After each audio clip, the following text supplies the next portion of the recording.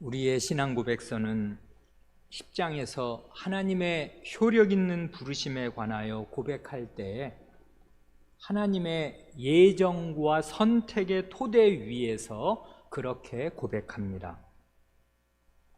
그래 1절에서도 생명으로 예정하신 사람들을 언제 어떻게 부르시는가를 고백하고요, 3절에서도 택함을 받았으나 어려서 죽은 유아들과 택함을 받았으나 말씀의 사역에 의하여 외적으로 부르심을 받을 수 없는 사람들에 대하여 고백하였습니다.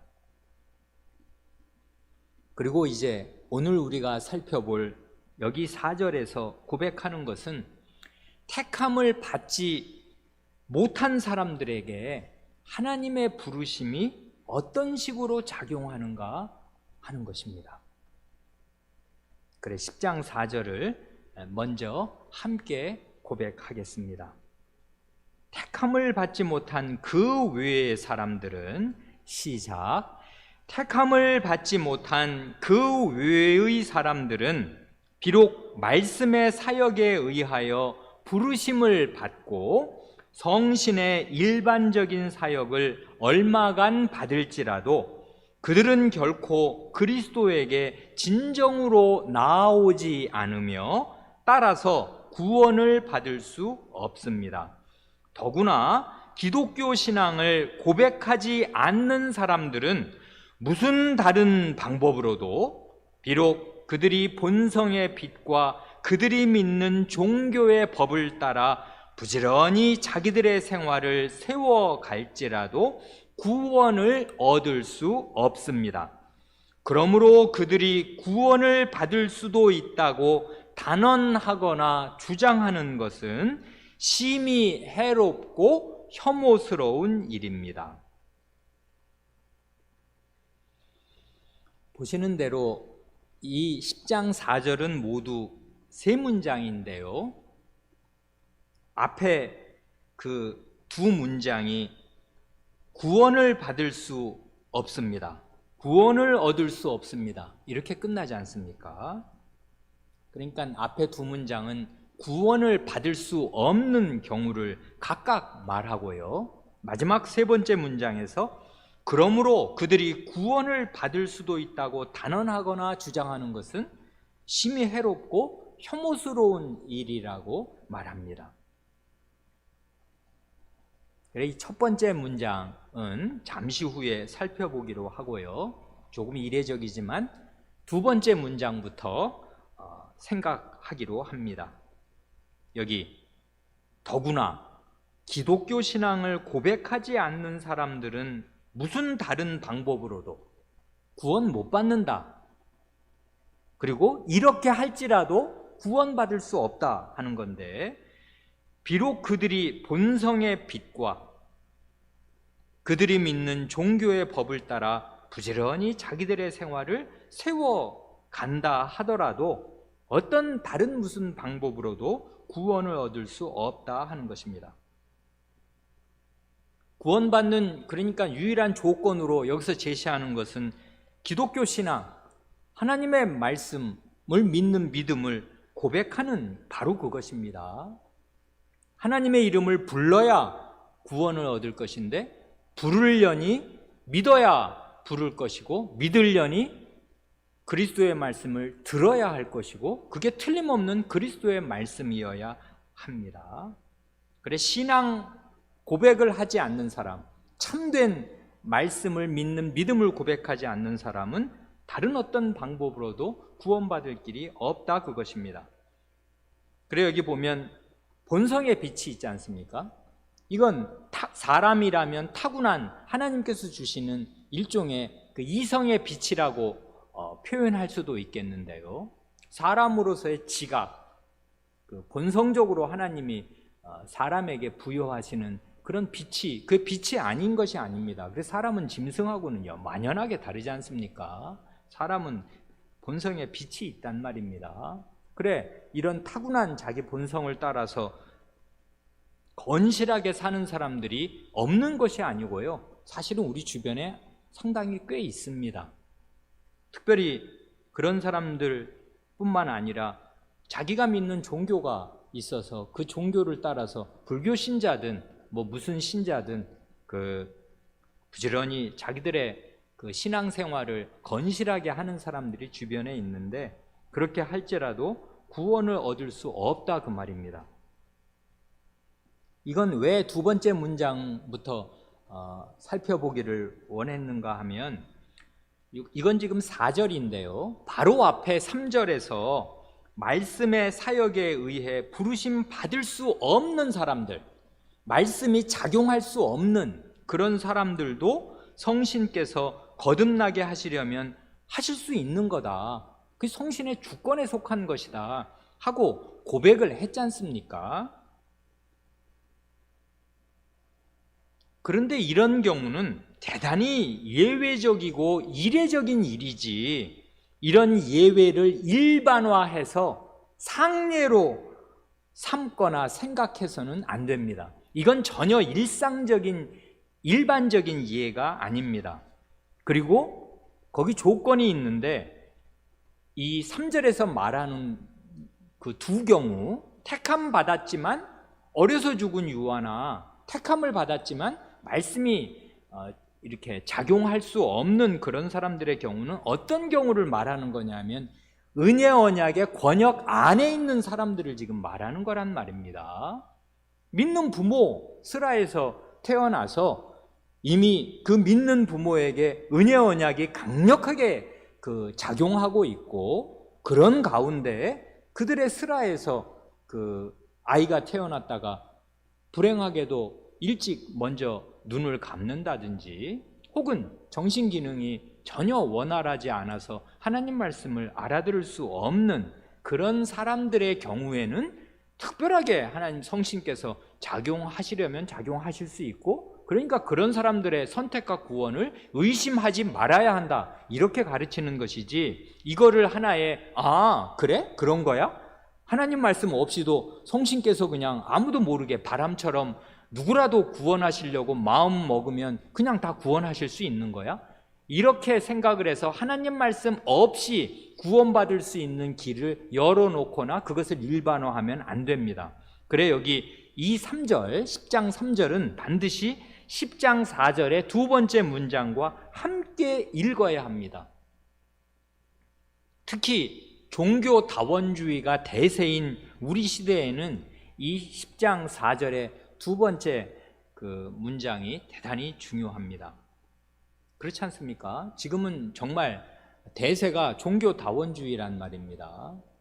그래, 어느 종교를 믿든 그건 다 산 꼭대기로 올라가는 이런저런 등산로에 불과한 것이고, 결국은 꼭대기에 올라가면 정상에 오르는 것은 다 마찬가지다 하는 게 우리 시대의 시대 사조이고요.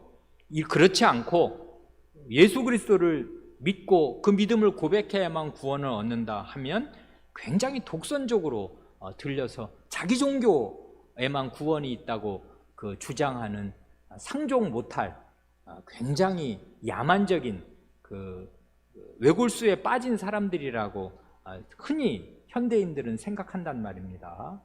그러나 거기 각주 18번에 증거 성구들이 연이어 줄줄이 달려있지 않습니까? 다 보면 좋지만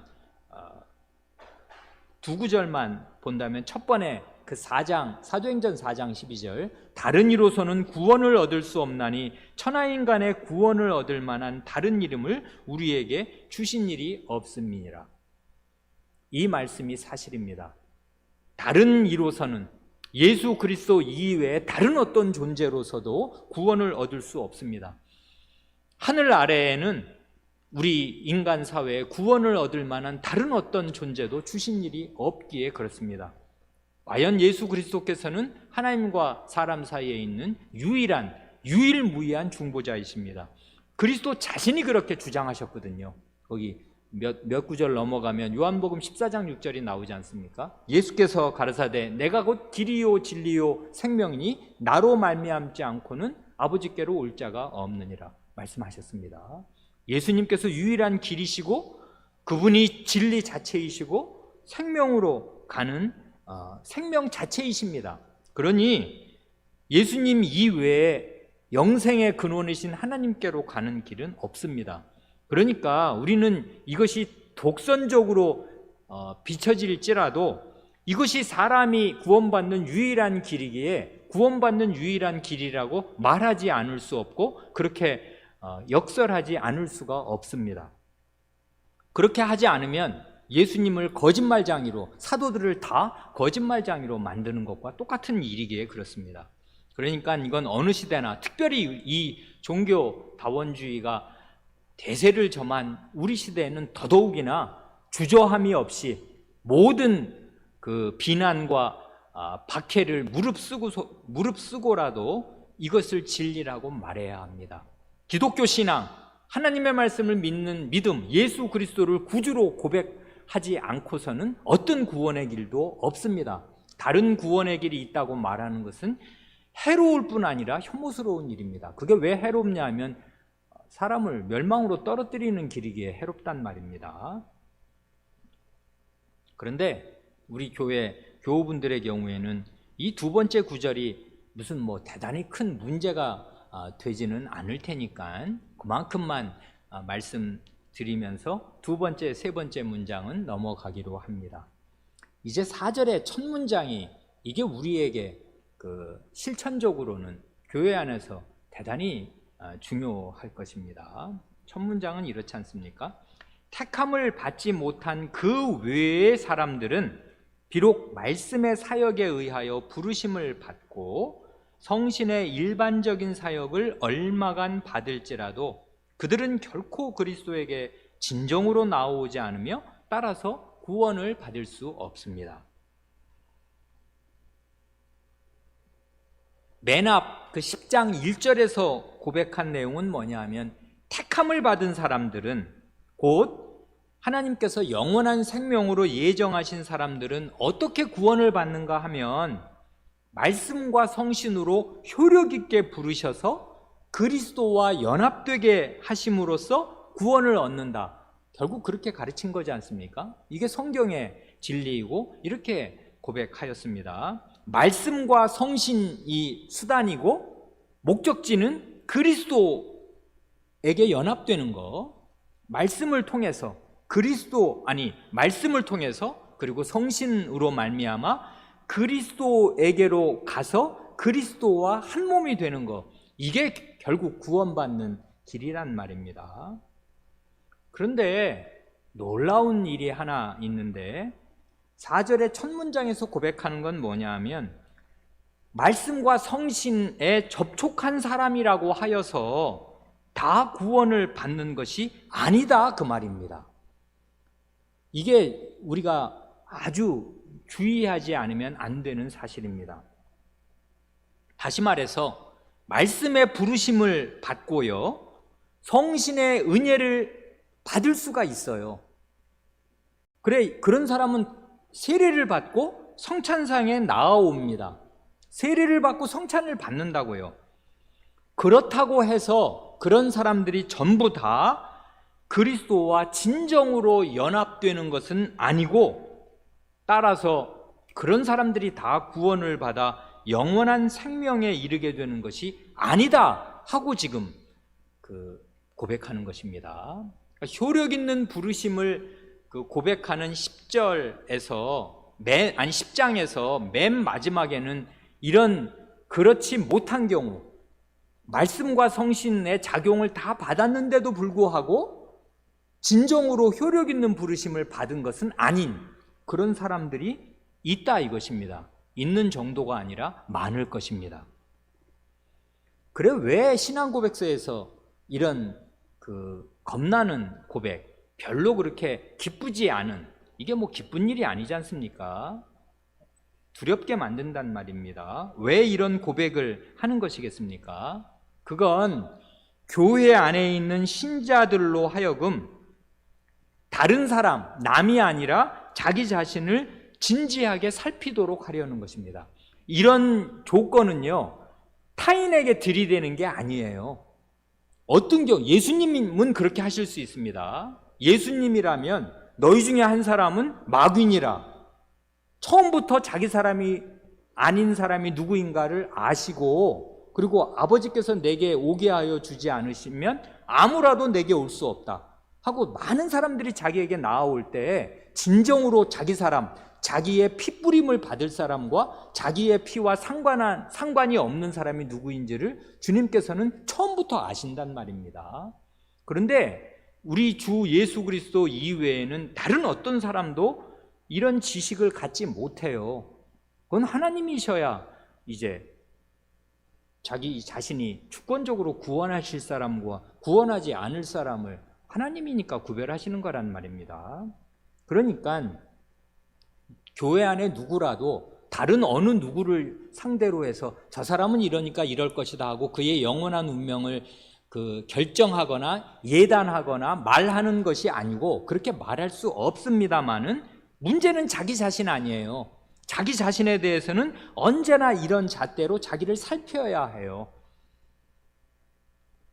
그래, 왜 살피는 것이 중요하냐 하면, 진정으로 구원받은 사람이 아니면서도 그냥 아니한 타성에 젖어서 신자인 것으로 생각하고 그냥 세월을 다 보내든지, 아니면 더 나쁘게는 그릇된 생각에 스스로 속아서 자기가 구원받은 사람이라고 내내 착각하고 살다가 마침내 그날 자기 목숨이 어느 사고로든지 뭐 자연사로든지 목숨이 끊어진 날이든지, 아니면 주님께서 갑자기 오시는 그날에 주님께로부터 나는 너를 모른다 하는 말씀을 듣는 그 끔찍하고 두려운 자리, 다시는 되돌릴 수 없는 그런 멸망의 자리에 떨어지지 않도록 하려고 미리 기회 있을 때 하나님의 말씀을 따라 자기 자신을 살피게 하려는 것입니다.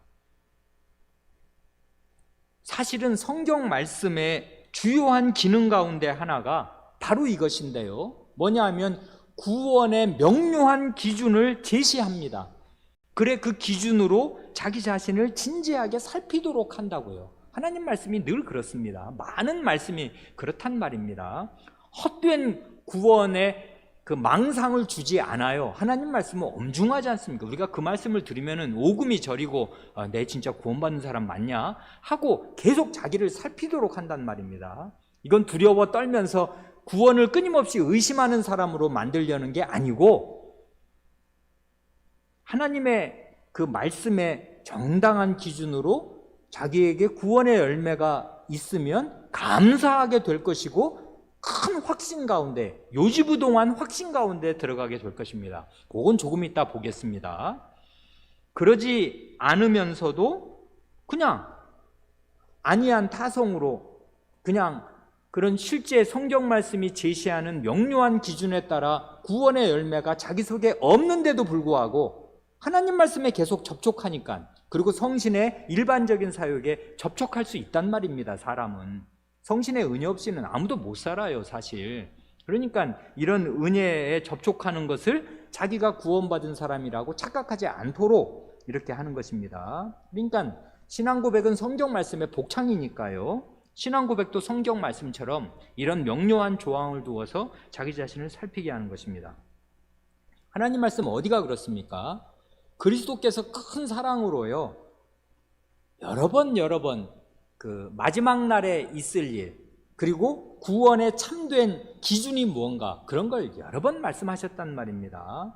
가령 주님께서 하나님 나라의 왕으로서 산상보훈, 그 마태복음 5장, 6장, 7장을 그 권위 있게 산 위에 올라가 앉으셔서 말씀하시지 않습니까? 하나님 나라는 이런 것이다 쭉 말씀하신 다음에 맨 마지막 부분에 가면 은혜롭게도 그날에 있을 일을 미리 알려주십니다. 산상보훈 그 맨 마지막 마태복음 7장 19절 이하를 보면 이런 일이, 비극적인 일이 있을 것을 미리 말씀해 주셔요. 그래서 이런 비극에 들어가지 않도록 말하자면은 예방주사, 경고를 충분하게 하여 주시는 것입니다.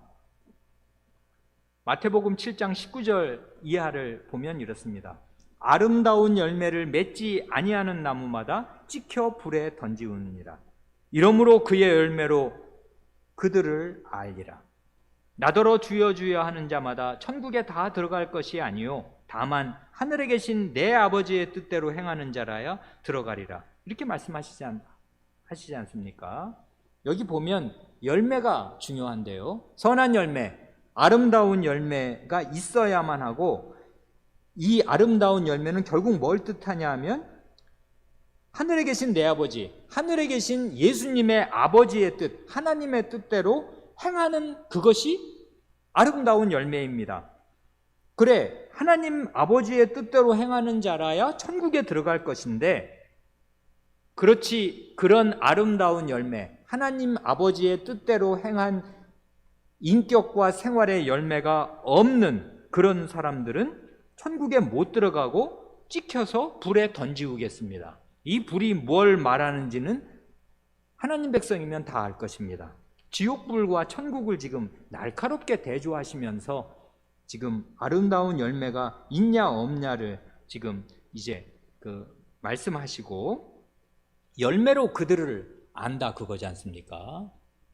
선수성과 아름다운 나무에서 아름다운 열매가 맺히니까 아름다운 나무라야 천국에 심겨질 것인데, 천국에 심겨지는 나무라면 이 땅에 사는 동안 열매를 맺는다. 아름다운 열매가 그 나무에서 맺혀진다 하는 것입니다. 그 열매가 뭔가 하는 것은 조금 이따 이제 다른 말씀에서 살펴보기로 하고요. 여기 22절 이하에서는 아름다운 열매를 맺지 못했으면서도 아름다운 열매를 맺었다고 착각했던 사람들의 예를 여기에 적시하시지 않습니까? 그날에 많은 사람들이 나더러 이르되 주여 주여 우리가 주의 이름으로 선지자 노릇하며 주의 이름으로 귀신을 쫓아내며 주의 이름으로 많은 권능을 행치 아니하였나이까 하리니, 그때에 내가 저희에게 밝히 말하되 내가 너희를 도무지 알지 못하니 불법을 행하는 자들아 내게서 떠나가라 하리라. 결론부터 그냥 말씀을 드리면 이 말씀을 자세히 주의하는 시간이 아니니까 결론부터 말씀드리면, 아름다운 열매란 뭐냐 하면 참된 믿음과 참된 소망의 증거로 참된 사랑을 내놓는 것입니다. 믿음, 소망, 사랑이 열매라고요. 그런데 참된 사랑이 나와야 돼요. 그의 인격과 생활에서. 근데 그 참된 사랑은 반드시 뭐가 있어야 나와. 이건 그냥 자선 사업이 아니란 말입니다. 뭐 어디다가 이렇게 기부를 많이 하는 그런 걸 가리켜서 이런 말씀을 하는 것이 아니라 참된 믿음의 증거여야 해요. 그리고 그리스도께서 다시 오신다. 그날이 반드시 오고야 만다. 영원한 하나님 나라가 있다. 그리고 그 나라에 들어갈 사람들을 하나님이 그리스도로 말미암아 구원하신다 하는 그 소망이 마음에 있어서, 이런 참된 믿음과 소망이 있는 사람만 참된 사랑을 내어놓습니다. 이런 믿음으로 사랑의 결실이 그의 인격과 생활에 나오지 않으면서 종교적인 일을 한 것을 가지고 주님의 인정을 받을 수 있다고 여기는 사람들이 많이 있을 것이고, 여기 보면 많다지 않습니까? 그날에 많은 사람이, 이건 그리스도의 예언이기도 하고, 그리스도는 역사 전체를 한꺼번에 내려다보시는 분이니까 그날에 정말 이런 사람들이 많이 있을 것입니다. 이 사람들은 다 종교인이라고요. 아마 목사들이 다수 있을 것입니다. 여기 보면 선지자 노릇을 하니까 말입니다. 하나님 말씀을 전했어요. 주님의 이름으로 전했습니다. 귀신도 쫓아냈고 많은 권능도 행했습니다. 이렇게 주장하는 사람들 지금도 많지 않습니까? 다 좋습니다. 이게 사실이 아닌 게 아니란 말입니다. 이날은 주님 앞에서 거짓말을, 하지도 않은 일을 했다고 거짓말을 말할 수 있는 자리가 아니거든요. 이건 다 진실일 것이라고요.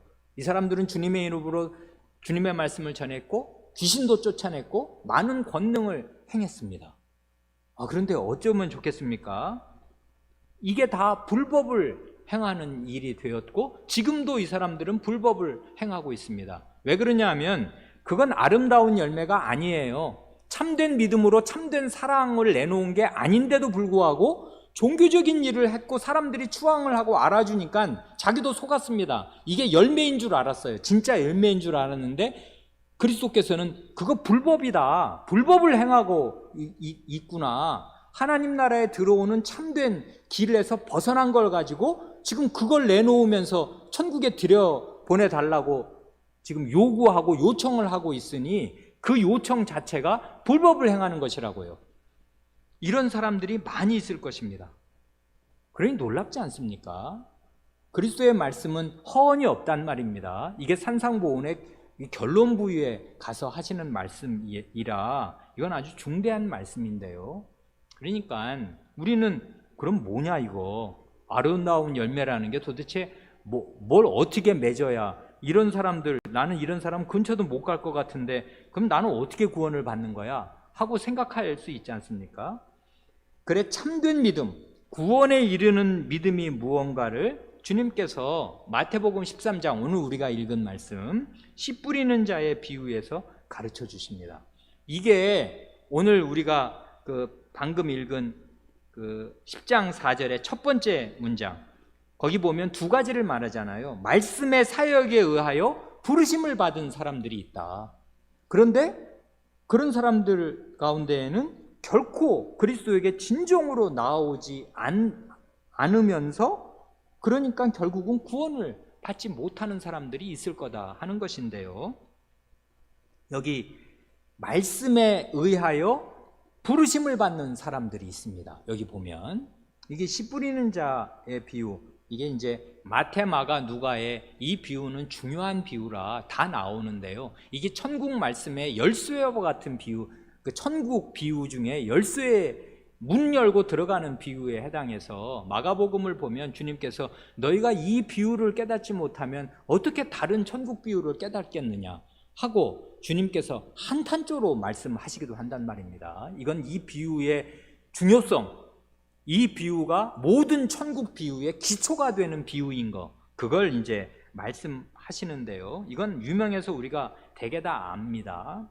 그런데 때때로 이 말씀으로 우리를 비춰볼 수밖에 없는데요. 네 가지 경우를 말씀하시지 않습니까? 그런데 아주 특이한 거는 요즘 우리 시대와 달라요. 여기는 지금 전부 천국 말씀, 곧 하나님의 말씀에 접촉한 경우예요.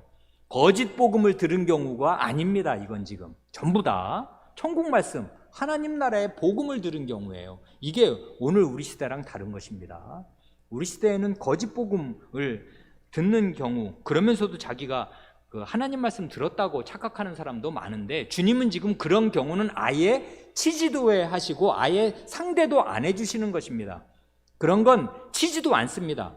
그런 경우에는 당연히 구원하고는 아무 상관도 없을 것입니다. 들어야 믿음이 생기는데 하나님의 말씀, 그리스도 자신의 말씀을 들어야 믿을 수가 있고 그 믿음이 정당한 것인데 그리스도의 말씀을 듣지도 못했는데 무슨 믿음이 있겠습니까? 그런 경우도 많지만 주님은 그런 경우를 지금 여기서는 말씀하시지 않습니다. 그러니까 다 천국 말씀, 다 하나님의 말씀을 들었습니다. 그런데 여기 보면, 그러니까 여기 10장 4절의 언어로 하면 말씀의 사역에 의하여 부르심을 받은 경우예요. 지금 이 경우들이 네 가지 경우가 연달아 나오는데 경우의 수가 네 가지일 뿐이지 이건 사람을 4등분해서 이렇게 4분의 1씩 해당된다는 말이 아니란 말입니다.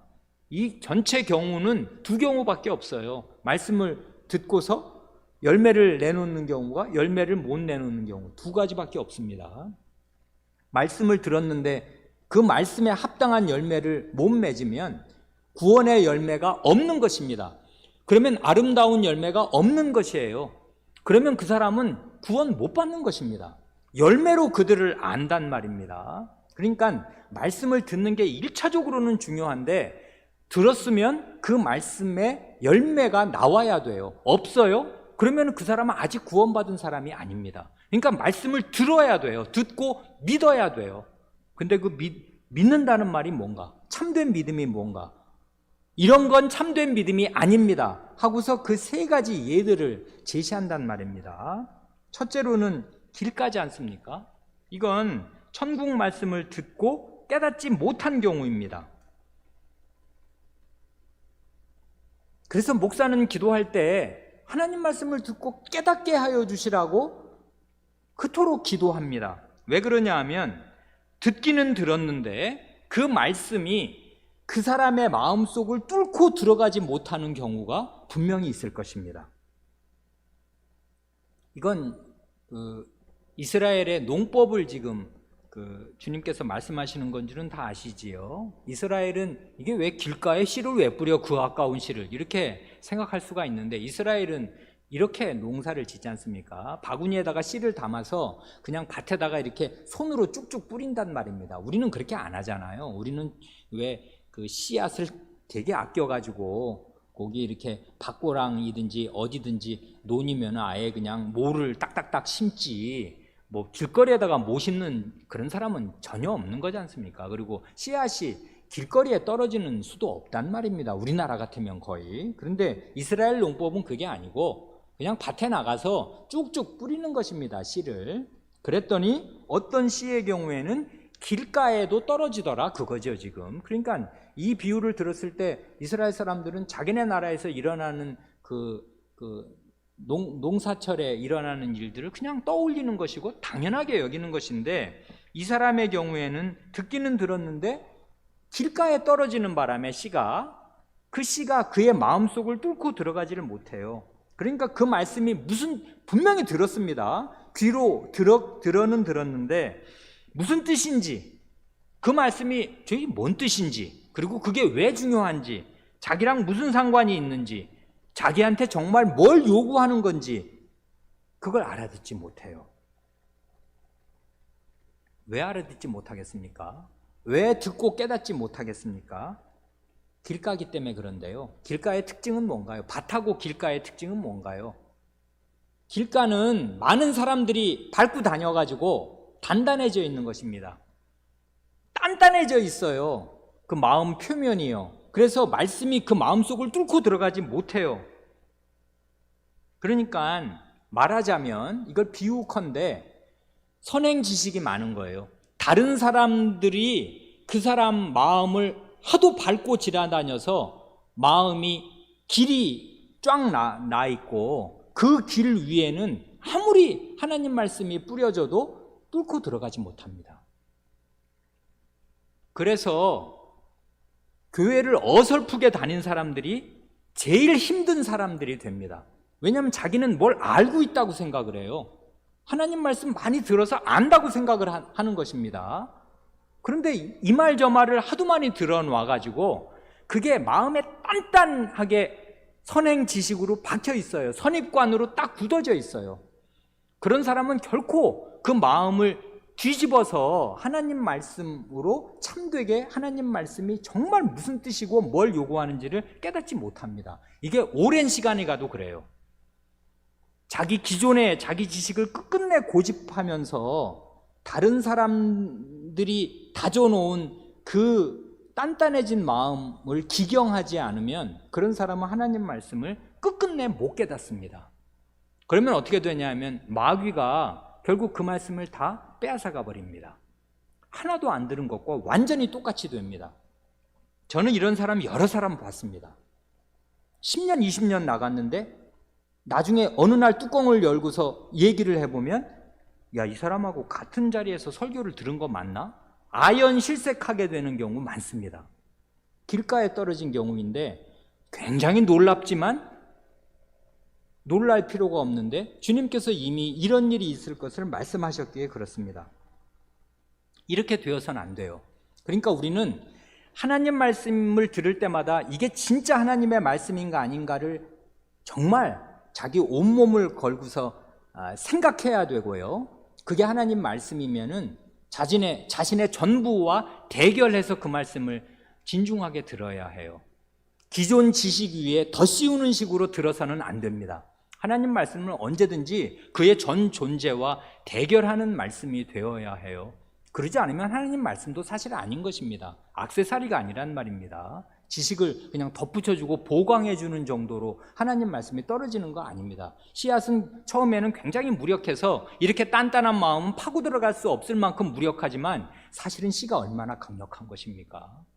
그 씨앗 자라는 거 한번 생각해 보세요. 그 연약해 보이는데 그 굉장한 능력을 나타낸단 말입니다. 하나님 말씀이 꼭 이래요. 근데 떨어질 때는 아주 무력한 듯이 떨어져서 길가에 떨어지면은 아무런 작용도 못합니다. 다져져 있는 마음에는 작용 못해요. 그 다음에는 돌밭이지 않습니까? 돌밭은 그 누가복음 8장의 병행굴을 보면 이렇게 오해하면 안 되지 않습니까? 그냥 돌들이 많은 밭 말이에요. 그런 돌밭이 아니고요. 이건 안반 위에 떨어진 걸 말하는 거지 않습니까? 바위 위에 살짝 그 흙이 덮여 있는 경우, 그런 경우를 말하는 것임이 틀림이 없습니다. 그러니까 씨를 뿌릴 때는 쭉 뿌렸는데 알고 봤더니 뭐 밭 한가운데든지 밭 옆이든지 간에 그 밑에 안반이 있어요. 그러니까 뿌리는 사람이야 잘못이 없지요. 왜냐하면 그냥 쭉쭉 뿌리는 거니까, 밭을 지나가면서 쭉 뿌리는 것이니까 그 흙바닥 밑에 그 거대한 바위 덩어리가 있는지는 알게 뭐란 말입니까? 그냥 뿌리는 것입니다. 그랬는데 알고 봤더니 이 경우는 그 안반 위에 얇은 흙이 덮여 있는 경우입니다. 여기에 아주 큰 특징이 있는데, 이 사람은 말씀을 듣고 즉시 기쁨으로 받습니다. 그러니까 길가에 떨어진 경우와 다른 점이 이거예요. 길가에 떨어진 경우에는 아무 기쁨이 없지 않습니까? 저게 뭐라냐 하고서 그냥 한 귀로 듣고 한 귀로 흘려버립니다만은, 이 사람은 안 그래요. 말씀을 듣고 즉시 기쁨으로 받습니다. 그러니까 저는 설교를 잘하지도 못하지만 설교를 듣고 은혜 받았습니다 라든지, 설교 끝나자마자 즉각적으로 무슨 반응이 오는 것을 굉장히 말하자면은 꺼려합니다. 그건 은혜가 아니에요. 설교 듣고 은혜 받았습니다 하는 사람은 그런 말을 하기 전에 그게 진짜 하나님의 은혜가 되려면 어떻게 해야 되는가 한참 생각해야 될 것입니다. 은혜는 그렇게 간단하게 오는 게 아니에요. 그러니까 설교 듣고 자기 마음에 무슨 감동을 받았다든지 뭐가 좋았다든지 이걸 하나님의 은혜라고 생각해서 그 은혜가 열매를 맺는다고 생각하면 오산입니다. 아니라고요. 하나님의 말씀은 전혀 그렇게 가르치지 않는다는 말입니다. 여기를 보세요. 여기 보면 말씀을 듣고 즉시 기쁨으로 받지 않습니까? 이건 거짓말이 아니란 말입니다. 기뻐요. 하나님 말씀 들었더니 마음에 굉장히 기쁨이 있습니다. 즉각적으로. 그런데 문제가 뭐냐 하면, 말씀을 인하여, 이 말이 아주 매력적이지 않습니까? 하나님 말씀이 없었으면은 그냥 지냈을 텐데, 하나님 말씀을 인하여 환난이나 핍박이 일어납니다. 그러면 어떻게 되냐면 넘어지는 자요 하는데, 누가복음의 병행구를 읽으면 시험을 받을 때 배반하는 자요, 그것입니다. 이 넘어지는 건 그냥 실수하고 뭐 이렇게 잘못하는 정도가 아니라 믿음을 버려버린다고요. 믿음을 배반하는 것입니다. 그러니까 그게 믿음이 없는 것이 아니었습니다. 믿음이 전혀 없으면 하나님 말씀 듣지도 않을 것이고, 듣는 자리에 와서 듣고서 기쁨으로 받지도 않을 거예요. 그러니까 자기는 아마 믿었다고 생각을 하겠죠, 이 사람은. 그런데 여기 보면 재밌는 사실이, 이 환난이나 핍박이 이 비유적으로 보면은 해 때문에 생기는 거거든요. 씨가 이제 그 땅 속에 들어갔고 발아했어요. 싹이 나왔어요. 어린 싹이죠. 그 싹은 사실은. 햇빛이 쨍쨍 쬐입니다. 그 원래 식물은 여러분 다 아시는 대로 광합성을 하는 거잖아요. 햇빛이 있어야 식물이 자라는데요, 해가 두 가지 상반된 역할을 합니다. 너무 어린 싹에게 오늘 요즘과 같이 이런 35도 넘는 폭염이 그냥 맨날 계속되면 어떻게 돼요? 그러면 지금 우리 화단에 있는 그 꽃들은 안 죽고 있는데요, 왜 그러냐면 땅속으로 이 뿌리를 계속 내려서 어떻게든지 땅속에 있는 그 수분을 얘네가 빨아들인단 말입니다. 그러니까 저렇게 우리 같으면 35도에 저렇게 하루 종일 아침부터 저녁까지 저렇게 서 있으면 우리는 정말 못 살 것 아닙니까? 일사병 걸려서 다 쓰러질 것입니다. 그러니까 그늘로 와야 되는데, 쟤네들을 보면 저 아무것도 아닌 그냥 꺾으면 뚝 꺾어지는 저 가느다란 저 빨대 같은 저 얇은 몸이 말입니다. 이 폭염을 다 견디고 있어요. 그렇지 않습니까? 그래서 안 죽습니다. 그런데 태양이 원래는 뿌리를 깊이 내리기만 하면 사실은 태양이 이 여름에, 그래서 이 식물들이 왕성하게 자라는 거잖아요. 여름에 결국은 다 자라서 이제 가을에 열매를 맺게 되니까 이 햇볕이 원래는 그를 자라게 하는 것입니다. 그런데 문제는 이 돌밭에 떨어진 경우는 어떻게 되냐면 뿌리를 내려야 되는데 뿌리를 내리려다 보니 밑에가 안반이에요. 뿌리를 못 내립니다, 결국. 그러니까 수분을 빨아들일 때는 없고 위에 태양은 계속 내려쬐고 말라 죽는 것입니다. 그래, 여기 보면 태양의 역할이 이중적인데요.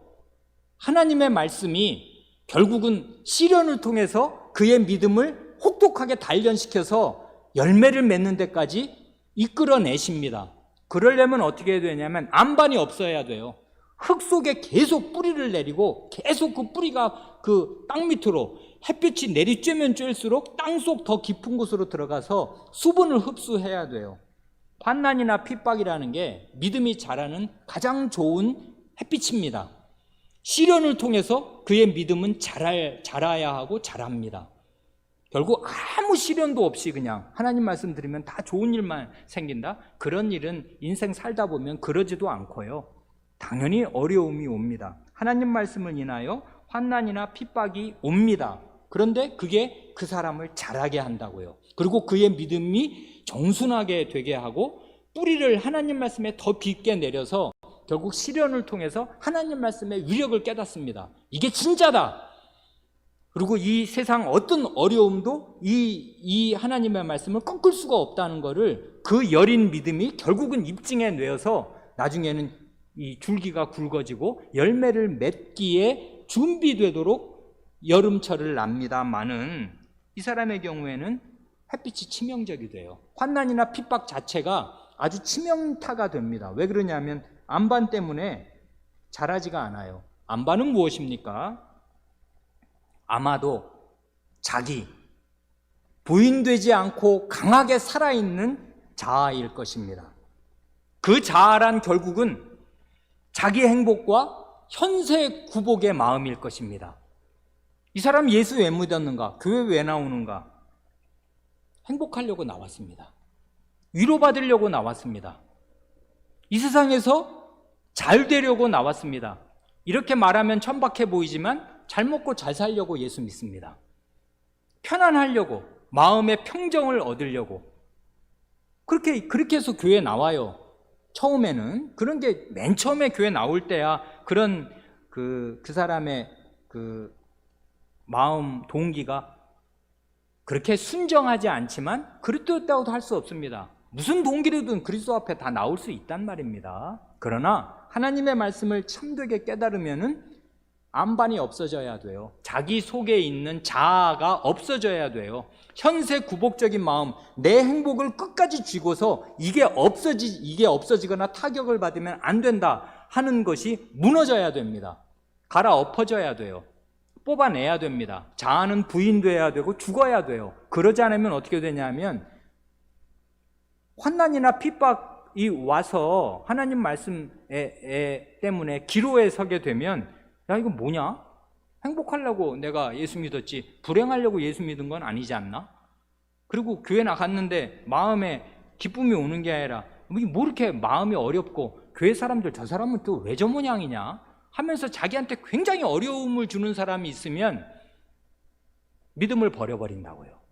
왜 그러냐면 믿음은 결국 자기 행복을 위해서 난 믿었는데 내 행복에 방해가 되고 오히려 어려움이 생기니까 이런 믿음이 도대체 나한테 무슨 필요가 있으며 나한테 뭘 준다는 말인가 하고서 여기 보면 시험을 받을 때 배반합니다. 이러면 이 사람이 그 전에 하나님 말씀을 듣고 한동안 좋았다고 생각했고 기쁘게 받았던 것 그게 거짓이 아니라 진실한 마음의 반응이었는데 헛것입니다. 열매를 맺지 못해요. 그러니까 주님께서는 하나님 말씀을 듣고서 그 즉각 반응을 보이는 것, 긍정적인 반응을 보이는 것, 그것에 연연하지 않으시고 그것에 속지 않으십니다. 왜냐하면 주님은 이런 걸 알고 계시거든요. 그러니까 여기 보면 이런 게 결국 일시적인 믿음이고 현세적인 믿음이지 않습니까? 일시적이에요. 기쁨이 있지만 일시적일 뿐입니다. 그리고 현세적이에요. 어려움이 닥치면 믿음을 버려버린단 말입니다. 이런 경우가 교회 안에 있을 것입니다. 불행히도. 그 다음은 가시떨기지 않습니까? 이게 정말 이게 우리한테 신자의 생애에서 아주 큰 문제가 됩니다. 여기 보면 가시떨기란 세상의 염려와 재리의 유혹을 말하는데 누가복음으로 가면 한 가지를 덧붙여서 더 말하거든요. 이생의 염려, 이건 세상의 염려와 같은 것이고 재리의 유혹은 같은데 일락 하나를 덧붙이고요. 마가복음을 보면 기타 욕심이라 합니다. 결국 여러 가지 욕심을 말하는데요. 돌밭의 경우, 아까 바위 위에 떨어진 씨앗의 경우에는 말하자면 외부의 어려움이 문제였습니다마는 여기 가시떨기의 문제는 외부의 어려움이라기보다는 신자의 내적인 마음이 문제입니다. 이 사람도 신자일 것입니다. 틀림이 없이. 그런데 그의 마음이 문제라고요. 마음이 어떤 걸로 이 사람 마음이 가득 차 있냐면 세상의 염려, 시험 학생 같으면 시험 걱정, 취직 걱정, 무슨 부채 걱정으로 이 사람은 예배당에 와 앉아 있는데 계속 그 염려가 마음에서 떠나지 않아요. 그래, 그 염려가 가득한 채로 하나님 말씀을 듣습니다. 그러면 어떻게 되냐면 잡초의 특징이 뭡니까? 번식력이라고요. 하나님 말씀을 질식시켜요. 하나님 말씀은 씨앗이란 말입니다. 잡초에 비해서 처음에는 아무 힘도 없어요. 잡초는 뽑아내야 되는데 잡초가 그대로 있는 채로 하나님 말씀을 받으면 어떻게 되냐면 하나님 말씀이 질식합니다. 열매를 맺지 못해요. 그 다음이 강력한 것은 역사 이래로 강력한 것이 재리의 유혹이지 않습니까? 돈 욕심. 돈 벌어야 산다. 돈이 있어야 된다. 예배당에 나서 앉아 있는데 어제 못 받은 돈 혹은 어떻게 돈을 벌 것인가 이것으로 그 마음이 가득하면 그 말씀 들은 것 열매를 맺지 못합니다. 결실하는 데 이르지 못해요. 뿐만 아니라 이것도 아니고 저것도 아닌 사람들은 대개 일락에 빠져 삽니다. 소소한 즐거움들 있지 않습니까? 그게 뭐든지. 그러면 하나님 말씀 들은 게 순식간에 후루루 날아갑니다. 일락은 즐겁지 않습니까? 그런 소소한 즐거움에 떨어져서 하나님 말씀은 나중에 보면 알지만 이게 지켜야 되거든요. 여기 보면 착하고 좋은 마음으로 말씀을 듣고서 지킨다는 말이 뭐예요? 간직하는 거거든요. 그 말씀이 싹을 낼 때까지 그리고 자라서 열매를 맺을 때까지 지켜야 돼요. 그 말씀을. 그래서 인내로 결실하는 거거든요. 그러니까 열매를 볼 때까지 그 말씀을 마음에 간직하고 있어야 되는데 여기 세상에 염려가 있든지 마음에 염려가 가득하든지 돈 벌어야 되겠다는 욕심이 있든지 이런저런 일락에 그의 마음이 다 빠져 있으면 말씀을 들었긴 들었고 그 말씀이 자라고는 있는데 결코 제대로 된 열매를 맺지 못합니다. 그래 이 잡초의 경우에는 농사를 조금이라도 텃밭이라도 지어본 본 분들은 다 아시겠습니다마는 농사는 잡초와의 싸움이지 않습니까? 하나님 백성의 삶도 잡초와의 싸움입니다. 가시떨기를 제거하는 것의 싸움이라고요. 그러지 않으면 하나님 말씀 열매 맺지 못할 것입니다. 하나님 말씀의 열매를 못 맺으면 괜찮은가? 아닙니다. 아름다운 열매를 맺어야만 불에 찍혀서 불에 던지우지 않고 하나님 나라에 들어갈 것입니다. 반드시 믿음이 열매를 내놓아야 해요. 하나님 말씀은 그러라고 땅에 떨어지는 것이지 그냥 듣고 오늘 은혜 받았다 기쁘네 뭘 많이 깨달았네 깨달은 것이 아닙니다. 하나님 말씀을 듣고 깨닫는다는 것은 여기 보면 그래 좋은 땅에 떨어진 것은 말씀을 듣고 깨닫는 자니 그러지 않습니까? 깨닫는다는 게 무슨 뜻이냐 하면은 여기 누가복음에 보면은 좋은 땅에 있다는 것은 착하고 좋은 마음으로 말씀을 듣고 지키어 인내로 결실하는 자니라. 깨닫는다는 말은 열매를 맺는다는 말이에요. 그게 진짜로 말씀을 깨달은 것입니다. 이게 요지부동한 하나님 나라의 진리고 이게 생명의 원리이다 하는 것을 온몸으로 체득하는 거라고요. 이게 깨닫는 것입니다. 하나님 말씀을 듣고 깨달아야 돼요. 그러려면은 인내로 지켜서 결실해야 되는데 그게 안 된단 말입니다. 많은 사람들이. 그러면서도 자기는 하나님 말씀을 들었다고 생각을 하고 믿는다고 생각을 해요. 믿음의 열매가 없는데 그 믿음이 구원받는 믿음이라고 생각하는 것입니다. 아닙니다. 그것은 구원받는 믿음이 아닙니다. 그래 여기 보면은 하나님 말씀에 접촉했다고 하여서 그것이 구원에 이르는 믿음이 아닐 수가 있다 하고 지금 말하는 거지 않습니까? 주님이 씨 뿌리는 자의 비유에서 아주 엄중하게 말씀하셨다고요. 씨 뿌리는 자의 비유의 앞뒤 정황을 생각하면 이건 더 엄중한 것입니다. 이 세상 사람들, 이 세상 사람이라고 해서 안 믿는 사람 말하는 거 아니고요. 이스라엘 사람들과 제자들을 분리시키면서 씨 뿌리는 자의 비유를 처음 말씀하셨다고요. 그러니까 하나님 말씀을 그토록 열심히 주님이 전하셨으나 끝끝내 안 믿는 이 길가와 돌밭과 가시떨기와 같은 사람들을 배제시키시면서 이 말씀하신 게 처음 말씀하신 게 씨 뿌리는 자의 비유입니다. 제자들에게 이 비유의 뜻을 제자들에게만 설명해 주셨습니다. 그러니까 딴 사람들은 농사에게 듣고 만 거라고요. 그러니까요, 우리는 이 씨 뿌리는 자의 비유가 하나님 나라에 들어가는 입문에 해당하는 아주 중요한 비유이면서 우리의 마음을 늘 살필 수밖에 없어요. 이건 결국 마음을 얘기하는 거지 않습니까? 마음 상태를 얘기한단 말입니다. 그래, 착하고 좋은 마음으로 말씀을 들어야 하고, 착하고 좋은 마음이란 들은 말씀을 간직하는데 어디까지 간직하냐 하면 인내로 결실하는 데까지 참고 간직하는 거예요. 그러면 결국 사람의 그릇에 따라서 그 열매의 말하자면 풍성한 정도는 다를 것인데 아무리 적은 열매도 30배는 될 것입니다. 그리고 어떤 경우에는 100배도 될 것입니다. 씨의 원래 효능이 그런 거니까요. 하나님 말씀은 그런 강력한 능력을 내장하고서 우리 마음밭에 떨어집니다. 결국은 이 좋은 밭에 떨어져야 열매를 맺는 것이고, 열매가 있어야, 아름다운 열매가 있어야 구원받은 사람임을 입증하게 됩니다. 그러지 않은 것은 헛거라고요. 시간이 많이 가서 여기 지금 하나님 말씀에 접촉한 예만 말씀드렸지 않습니까? 그런데 사실은 성신에 접촉한 예가 오늘 우리가 읽은 그 히브리서 6장 1절로 8절에 나온다고요. 그러니까 이건 광야를 생각하면 다 아실 수 있는데요. 광야 이스라엘 백성들이 말씀과 성신에 접촉을 안 한 사람들입니까? 아니라고요. 비춤을 받았습니다. 40년 내내 그 하나님의 불기둥이 밤마다 그들을 앞뒤로 따라다니고 인도했지 않습니까? 하나님의 빛을 받았습니다. 그리고 하늘의 은사를 맛보았습니다. 아니, 신령한 음식, 하늘에서 내려온 음식 매일 먹었지요? 신령한 음료, 성신적인 음료, 반석에서 나오는 음료를 다 마셨습니다.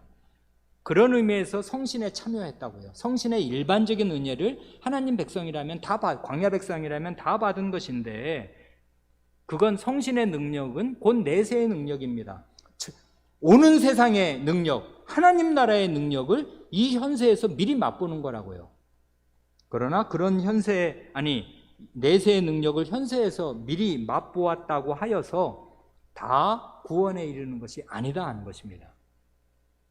시간이 너무 많이 가서 히브리서 6장 말씀은 다음에 기회가 있을 때 다시 말씀드려야 하겠습니다. 여기 지금 우리는 웨스트민스터 신앙고백서 10장 4절을 지금 대강 살핀 건데요. 이 효력 있는 부르심을 말하는 것이 우리에게 적용되는 구원의 첫째 단계인데, 이럴 때에도 신자를 진중하게 살피도록 우리의 신앙고백서는 안내합니다. 그래, 헛된 자기 기만에 스스로 속는 데 떨어지지 않도록 안내함으로써 경각심을 가지게 한다고요. 그게 하나님 말씀과 신앙고백의 좋은 기능입니다. 함께 기도하시겠습니다. 하나님 아버지, 하나님의 말씀은 다른 말씀이 아니요 하나님 자신의 말씀이므로 그것이 제대로 참된 믿음으로 하나님의 말씀을 받으면 반드시 좋은 열매를 맺어서 저희의 인격과 삶에 근원적이고 중대한 변화가 있게 되고, 그 변화는 이 세상에서 오는 환난이나 이 세상이 주는 여러 어려움과 핍박을 능히 견디게 할 뿐만 아니라 아무도 자유로울 수 없는 돈 욕심에서 벗어나게 하고, 이 세상 모든 사람들이 항다반으로 빠져있는 이 생의 염려와 일락으로부터 자신을 지켜 하나님의 말씀이 결실하는 데에 이르게 하시는 줄을 믿습니다. 주님께서 하나님 나라를 제자들에게 가르치기 시작하시는 초입에 이 중대한 비유를 말씀하셔서 이 비유로 하나님 말씀에 접촉되는 저희 자신의 마음을 늘 점검하게 하셨으니 저희가 정직한 마음으로 어떤 상태로 어떤 마음으로 하나님 말씀에 늘 접촉하는가를 주의하게 하시고 착하고 좋은 마음으로 그 모든 말씀을 받아들여 간직하고 지키어 인내로 결실하는 자리에 다 들어가게 하여 주시기를 구합니다. 그리하여 저희의 인격과 저희의 생활에서 하나님 말씀의 열매가 많이 나타나게 하여 주시고 그러므로 저희가 하나님의 영광스러운 구원을 받은 사람임이 저희의 실생활에서 열매로 강력하게 입증되게 하시며 그런 열매가 많이 있는 교회가 되어서 이 땅의 구원의 방주로 기능할 수 있게 하여 주시기를 구합니다. 우리 구주 예수님의 이름으로 기도합니다. 아멘.